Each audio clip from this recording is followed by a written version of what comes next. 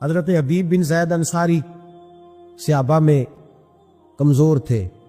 صاحب عزد الغابہ نے لکھا ہے کہ یہ 11-12 بچوں کے باپ تھے اور مدینے سے کھجوریں خریدتے تو سر کے اوپر ٹوکرا رکھ کے دیہاتوں میں بیچنے جاتے. کہتے بیچنے جاتے، غریب آدمی تھے. جب مسلمہ کذاب نے نبی پاک صلی اللہ علیہ وسلم کو خط لکھا نا کہ میں بھی نبی ہوں معاذ اللہ، تو آپ بھی نبی ہیں، تو شراکت کر لے معاذ اللہ.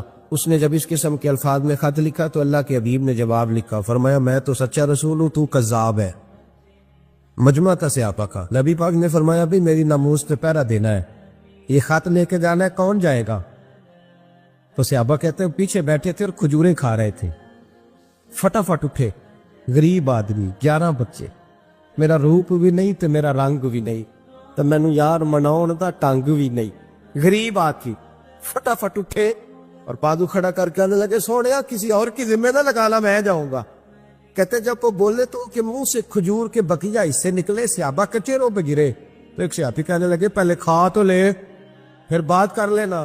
تو کہنے لگے اگر کھاتے کھاتے ڈیوٹی کسی اور کی لگ گئی تو، اگر کوئی نمبر اور لے گیا تھا، میں نے تو فٹافٹ کیا نا کہ نمبر میرا لگے. نبی پاک نے خط دیا، گھوڑا دیا، نیزہ دیا، فرمایا جا، رستہ بڑا کٹھن ہے، ذرا دھیان کرنا. عرض کی محبوبہ تو قبول فرما لے پھر میرا جانا دیکھ. تنے تنہا مسلمہ کذاب کے دربار میں سے ایک شخص بعد میں مسلمان ہوا. وہ روایت کرتے ہیں، کہتے ہیں تنے تنہا کھڑے ہوئے، یوں نیزہ گاڑا، وجود پہ کپڑے غریبوں جیسے، پر چہرے پہ اطمینان امیروں جیسا. کہتے ہیں جیب خالی، پسینہ ایمان کی قوت سے بھرا ہوا، تردابنی پہ شیخ ہماری نہ جائیے، ہم دامن نچوڑ دے تو فرشتے وضو کریں، ایٹ سٹ تے پکھڑا کو آر گندل، اسی اور بھی بوٹیاں جان لیا. کہتے ہیں میدان میں کھڑے ہیں تو دبدبا تن تنا دیکھنے والا ہے. اب بادشاہوں کا طریقہ یہ تھا، خط خود نہیں پڑھتے تھے، ایک بندہ ساتھ کھڑا ہوتا تھا وہ خط پڑھتا تھا. اب جب خط لے کے گئے تو ساتھ جو بندہ تھا اس نے جب خط پڑھا تو خط میں نبی پاک نے کذاب لکھا تھا. اب جب کذاب پڑھ لیا نا تو سارے دربار نے سن لیا. اب سوچنے لگا کہ چلو تنہائی میں یہ کام کر لیتا تو بچ جاتا، اب تو سارے زمانے نے سن لیا ہے. جب سن لیا سب نے تو بھاگ بگولا ہو گیا، اور تو کچھ نہ ہو سکا. تو ہانپتا کامتا حضرت حبیب بن زید کے پاس آیا، تلوار ہاتھ پہ، کہنے لگا تیرے رسول نے مجھے کذاب کہا ہے، تیرا کیا خیال ہے؟ آپ فرمانے لگے پڑھا تو بولا بنتا ہے جیسے تجھے مسلمانوں کا پتہ ہی نہیں. آپ فرمانے لگے زمانہ جانتا ہے کہ رسول کی زبان سے جو لفظ نکل جاتا ہے رسول اللہ کا ہر غلام پہرے دار بن جایا کرتا ہے. اگر حضور نے تجھے کذاب کہا ہے تو تو واقعہ ہی کذاب ہے، تو واقعہ ہی. اور کہنے لگے حضور نے تو ایک دفعہ کہا میں 70 بار کہوں گا تو کذاب ہے. غلامان نے محمد جان دینے سے نہیں ڈرتے، یہ سر کٹ جائے یا رہ جائے کچھ پرواہ نہیں کرتے. فرماتے او بھائی سر درد ہو نا تو لوگ جلسے سے چھٹی لے لیتے. سویرے کئی دوست آپ صاحب کو ٹیلی فون کریں گے کہ بس وہ طبع ٹھیک نہیں تھی. میرا بھی کچھ ارادہ تھا سجدہ صاف کرنے کا، لیکن وہ حکم ذرا سخت تھا تو میں پہنچ گیا. عزیز بھائی مشکل ہو جاتا ہے تھوڑی سی تکلیف میں لوگ ادھر ادھر توجہ کرنا. یہ کہاوت نہیں، داستان نہیں، یہ اس زمین نے بھی دیکھا ہے، آسمان نے بھی دیکھا ہے، فرشتوں نے آسمان کے دروازے کھول کے دیکھا ہے، یہ رنگ دھرتی نے دیکھے ہیں. حضرت حبیب بن زید انصاری نے یوں ہاتھ اٹھایا، بھائی زخم لگ جائے سنی پلاسٹ والا نہیں بیٹھ سکتا. تلوار ماری مسلمہ نے، پورا ہاتھ کٹ کے زمین پہ گر گیا، فوارہ نکلا خون کا. چشم تصور سے سوچنا کس قدر کراہ رہے ہو گے درد سے. کہنے لگا اب تیرا کیا خیال ہے؟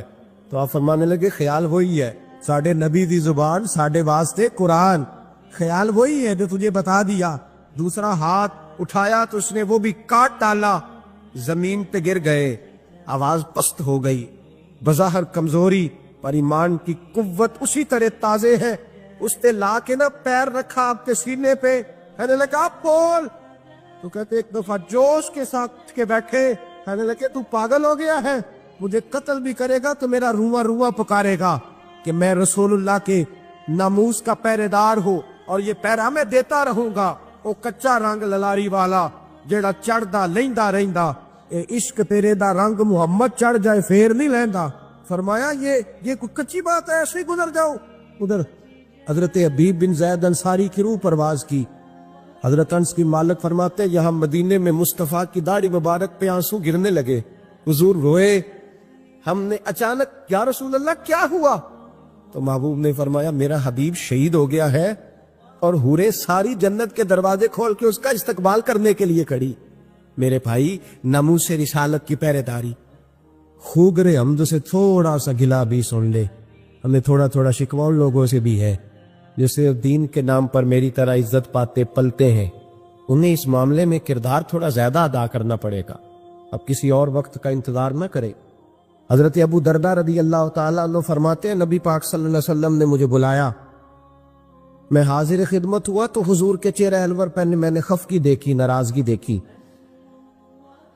تو میں دیکھ کے بڑی تشویش میں آیا۔ پھر فوراً میں نے سوال کیا، میں نے کہا حضور آپ مجھ سے ناراض ہیں؟ نبی پاک صلی اللہ علیہ وسلم نے جب لفظ کہے تو فرماتے ہیں میں کانپنے لگا، مجھے دن کے اجالے میں اندھیرا نظر آنے لگا۔ محبوب نے فرمایا ہاں میں تجھ سے ناراض ہوں۔ حضرت ابو درداء کہتے ہیں میں ٹوٹ گیا کچھ دیر کے لیے، دل کرے آسمان ٹوٹ جائے، زمین پھٹ جائے، تارے جھڑ جائے، سمندر بہہ جائے۔ میں تڑپنے لگا، میں نے کہا حضور کیا ہوا، کیوں ناراض ہے؟ تو محبوب پاک نے فرمایا آج سویرے میں نے تجھے دیکھا ہے تو کل ہی سے گزر رہا تھا حضور گزر رہا تھا، اور میں تیرے ساتھ ابو بکر صدیق بھی تھے، حضور تھے۔ تو فرمایا پھر تجھے خیال نہیں آیا تو میرے ابو بکر کے آگے آگے چل رہا تھا، تجھے خیال ہی نہیں آیا تو ابو بکر صدیق کی عظمت کو نہیں سمجھا؟ فرمایا اس دنیا میں نہ کسی پہ سورج طلوع ہوا نہ غروب ہوا جو میرے ابو بکر صدیق سے افضل ہو، تو اس کو۔ اور علامہ اسماعیل حقی نے تفسیر روح البیان میں حدیث لکھی ہے، ایک نوجوان نے آ کے عرض کیا تھا یا رسول اللہ میرے رزق میں برکت نہیں، جو کام کرتا ہوں فلاپ ہو جاتا ہے، تو میرے نبی پاک نے فرمایا سفید داڑھی والے بزرگوں کے آگے آگے نہ چلا کر، ان کے پیچھے رہا کر، اللہ تیری روزی میں برکت پیدا فرما دے گا۔ یہ جو بے ادبی ہے نا، بے ادبی یہ نقصان دیتی، یہ نقصان دیتی ہے۔ خاموش ہے دل بھری بزم میں چلانا نہیں اچھا، ادب پہلا کرینہ ہے محبت کے کرینوں میں، ادب بڑا ضروری ہے، اگر ادب نہیں تو کچھ بھی نہیں۔ اگر انسان تعظیم کرنا نہیں جانتا تو وہ تو کسی حد کا پاماندی نہیں، اور جو آدمی جھکنا نہیں جانتا وہ تو مردہ ہے، اس لیے کہ جو اکڑ جاتا ہے وہ مردہ ہوتا ہے، جس میں لچک ہوتی ہے وہی تو زندہ ہوتا ہے۔ تو بھائی ادب، آج پوری دنیا میں امت مسلمہ کے حکمران سوچ رہے ہیں، پورے اسلامی ممالک کے سفیر اکٹھے کر کے وزیر داخلہ سامنے بٹھائے، اور پھر وہ کہنے لگے بڑی جلدی ہم منت کرنے والے ہیں، ہم اقوام متحدہ کی منت کریں گے کہ ہمارے نبی پاک علیہ السلام کی بے ادبی ہو رہی ہے تو ذرا ہماری سنو۔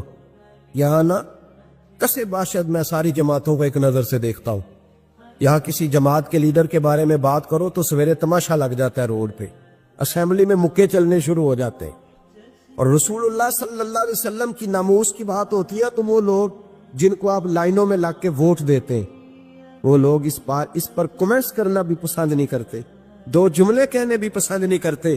سنو جناب ابو بکر صدیق رضی اللہ تعالیٰ عنہ کا فتویٰ کیا ہے۔